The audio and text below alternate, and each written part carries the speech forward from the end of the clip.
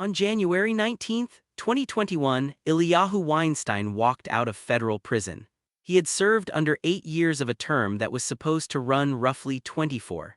A presidential commutation on the final full day of the Trump administration cut it to time served. Weinstein, known as Eli, was 51 from New Jersey, and he had already been convicted twice of defrauding investors of more than $230 million. That was the record he left prison with. Within months, according to federal prosecutors, he was running a new one.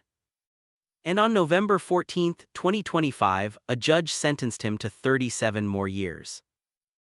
Set the politics of the clemency aside. What matters here is the paper trail. The commutation is a documented act with a documented date, and so is everything that followed. Weinstein's prior convictions came out of investment frauds that, per the earlier federal cases, cost investors more than $230 million. He was a known quantity.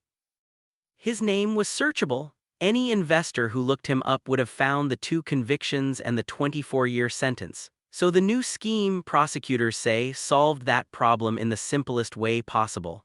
Weinstein stopped using his name. According to the Justice Department, Weinstein began doing business as a man named Mike Konig. The alias let him raise money from people who never knew who they were actually dealing with. The vehicle was a company called Optimus Investments and later a firm called Tryon Management Group. He was not working alone.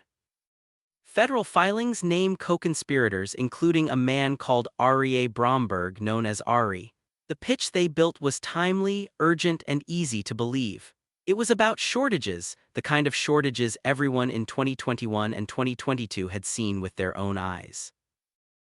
Here is how the deals were sold. The companies claimed they could get their hands on scarce goods in bulk, then flip them to buyers who were desperate for supply. First, it was COVID-19 masks, when personal protective equipment was selling for many times its normal price. Then baby formula, during the national shortage when parents were driving between states to find it. And then first aid kits, supposedly bound for wartime Ukraine. Each deal had the same shape. Put money in now, the goods move, and you collect a quick, fat return when they sell. It sounded like arbitrage. It was a story. The mechanics matter because this is the part that makes it a Ponzi scheme and not just a bad business. In a legitimate deal, your return comes from the profit on the goods. The masks actually sell and the margin gets split.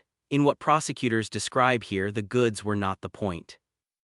The money coming in from new investors was pooled and used to pay the people who had invested earlier. Those payments were then presented as returns, as if a real transaction had generated them. Nothing had to sell. The only thing keeping the numbers alive was the next check. A structure like that can look healthy for a long time. As long as new money comes in faster than old investors ask to be paid out, everybody sees exactly what they expect to see. Returns arrive on schedule. Statements look clean. The pitch works precisely because it is working right up until it isn't. The failure point is always the same. It is the moment when the payouts owed are larger than the fresh money coming in. For Tryon, according to the government, that moment arrived in February of 2022. By February 2022, prosecutors say Tryon Management Group could not pay its investors. The money that was supposed to be sitting in profitable deals was not there in the amounts owed. That is the mechanical signature of the scheme collapsing. The obligations had outgrown the intake. What the conspirators did next is laid out in the federal case. They kept pooling new investor money to pay earlier investors, and they kept calling those payments legitimate returns. In other words, once the deals could not cover the promises, the false story about where the money came from became the whole operation. The total, when investigators added it up, was substantial. Investor losses came to more than $44 million, according to the Justice Department. That is the figure the court ultimately ordered in restitution, more than $44 million owed back to the people who put money in. It is worth holding the two numbers next to each other. $230 million from the earlier frauds, $44 million more from this one. The second scheme ran while the first was still, on paper, the reason he had been sentenced to decades in prison.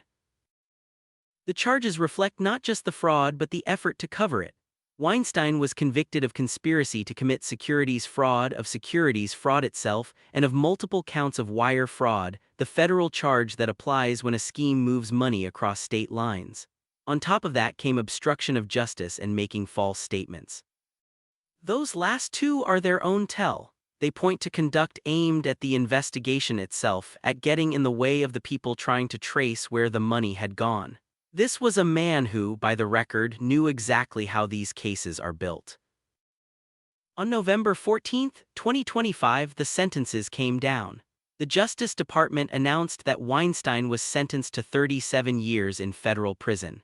His co-conspirator, Aryeh Bromberg, received 12 years. The court ordered restitution of more than $44 million. For Weinstein, 37 years is the kind of number that, at 51, functions as the rest of a life.